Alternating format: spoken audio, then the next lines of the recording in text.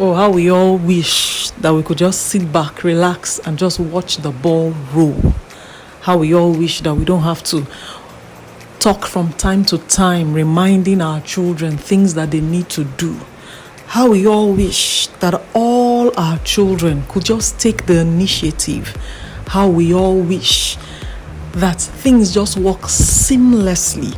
Appointment not forgotten, timetables kept, assignments done, clothes ironed, house kept properly, rooms dressed properly, everything in their place.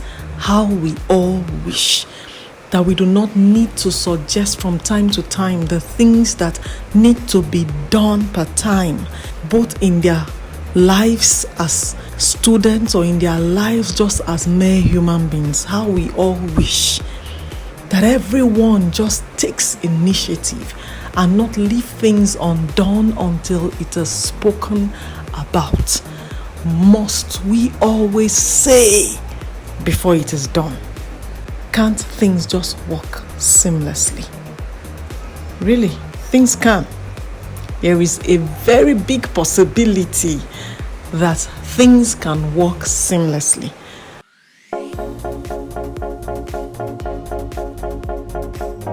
We all wish really that our children could just take an initiative. We all wish that we don't need to say, oh, it's time for lunch, are you not going to cook lunch?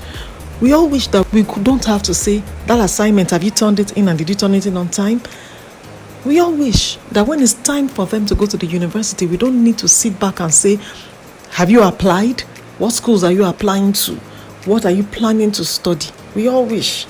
We all want our children to be those children that will come up to you and say, Mommy, this is what I want to study, and I would like to study this because, giving you basic reasons, and then also go further to begin to tell you the various schools that they've applied to. And guess what? No, it's looking so very good right now. Let me make it more unreal. They've gotten scholarships to some of those schools. They went ahead, they applied for scholarships, and they got it before coming to tell you the various things that they have done. Does that sound like it's too good to be true? But there are children like that. There are children that are like that. Some of them, situations and circumstances push them to become their own boss. Probably their parents are too busy, or they don't even have parents at all. So they have just been running their lives the way that it deems fit. And God and fortune has smiled on them several times that they have never made a wrong move. So those ones were pushed by situations and circumstances. But there are still some children with the love, care, and attention that they could get from their parents, and yet they are taking the initiative in most of these things. And those children could be yours. Yes, your children could take the initiative. It has to do with how we bring them up. You know, when your children are very little and then they bring those forms home telling us to fill it for their extracurricular activities, the ones that we want them to do, probably after school, what kind of extracurricular activities do we want them to be involved in? And when they bring those forms home, you catch yourself wanting to tick ballet, swimming. You want to tick it yourself without consulting the child. What would you prefer to do? Can you see the difference there? Yes, your child dances and probably dances very well without any teacher or coach. But does that child want to do that as an extracurricular? At every stage you can suggest. There are some times we impose. True, no one is saying you can't impose. There are some times you can impose. But do you know that simple act of consulting your child and saying to your child, what would you prefer to do? It juggles up something in their brain and in their mind. They are beginning to think for themselves. Oh, what will I love to do? They are not thinking, what would mommy or daddy prefer that I do? There are some teenagers today that have grown to the point that before they make a decision, they are thinking of their parents and not themselves. So that they have not drank or smoked or kissed that crush of theirs. It's because they are thinking, what will mommy or daddy say? It's a good one. It's not wrong. But they are not thinking of themselves. They are not thinking, what would drinking do to me? What would smoking do to me? How will it affect my own life right now as a teenager? They are not thinking that. They are rather thinking of their parents. So also, when it comes to extracurricular activities, what would my mother prefer that I do? Or what would my father prefer that I do? If in that form, you simply tell your child, what have been written there? What will you prefer to do? If your child is very little, you can say, do you prefer to dance? Or do you want to swim? I know you like craft. Do you want to do arts and craft? And the child is like looking at you, clueless. Then you go further to explain. In arts and craft, you make things. So do you want to be making things, or do you want to be swimming in the water? Or will you prefer to be dancing to music? What do you prefer? Let your child be the one to think it for a bit. Let your child think it for a bit. Then, if the child is still looking clueless, you can impose at that point. That is still for a very little child. So in little things like that, you are making your child think for themselves. You are not at every point saying, go and do this. Parent just comes home and says, I've gotten you a basketball coach. The child does not like basketball. The child just plays basketball because he's trying to hang out with his friends or something, but doesn't necessarily love basketball. But there you are, because he's tall. I mean, use your height to do something. Be useful to yourself and the society, right? Then you go get the person a basketball coach. It is not harmful. But what you are simply telling the child is this: I think for you. I am the one that does the thinking. Yours is to carry out my thoughts. So that child grows and never thinks for himself.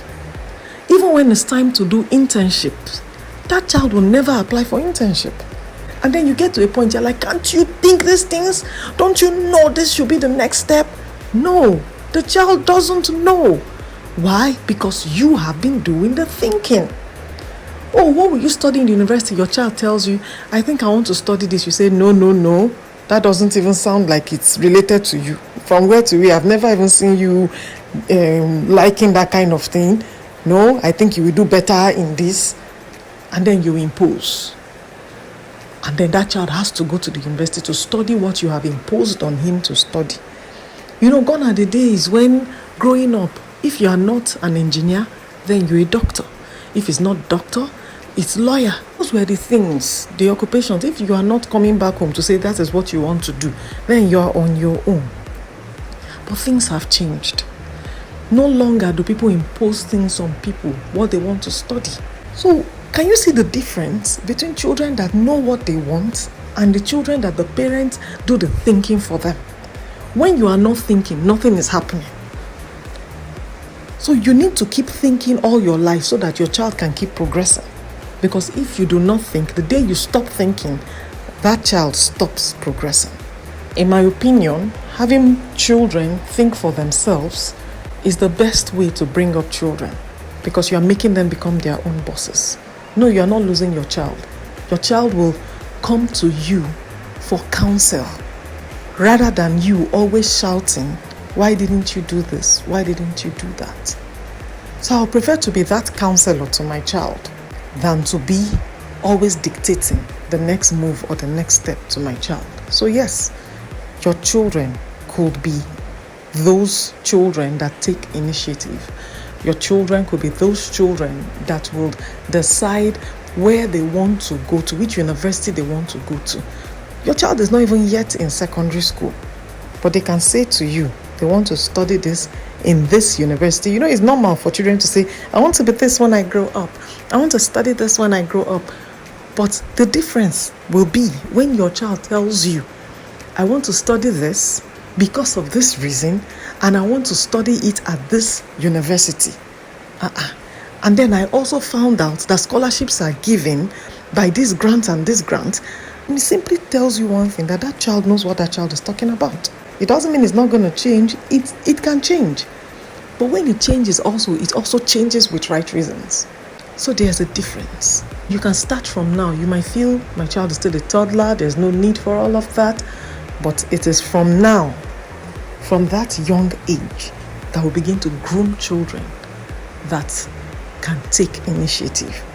When you ask them to begin to think for themselves, you are not always dictating. When something happens, you say, so what do you think you should do in this instant? The child is thinking. So the moment they can begin to think for themselves, you are beginning to groom them. We're bringing up children that think for themselves. So yes, your child, my child, our children can be those children that can think for themselves and take the right initiative. So if you love this video, do not forget to give this video a big fat thumbs up and subscribe if you have not done so already. Thanks a lot for watching. I'm going to be seeing you all in the next one. Bye-bye.